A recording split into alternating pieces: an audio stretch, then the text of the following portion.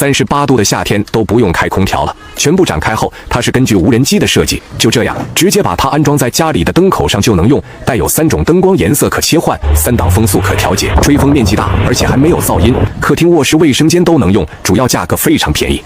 终于发明出来了，以后40度的大热天都不用开空调了。它是根据无人机的设计，全部展开后就能秒变风扇灯，就这样把它拧在家里的天花板上就可以。天热你就开风扇，天黑你就开灯，不仅可以切换灯光颜色，还能调节风量大小。家里的客厅、卧室、卫生间都能用，关键价格也不贵。你看咱中国人能吧？根据无人机的造型发明了这种新型的风扇灯，把它拧在灯口上就可以使用，带有遥控器，它亮度高，护眼无频闪。天气热了就把风扇打开，而且吹的面积大，灯和风扇也能一起开，非常不错。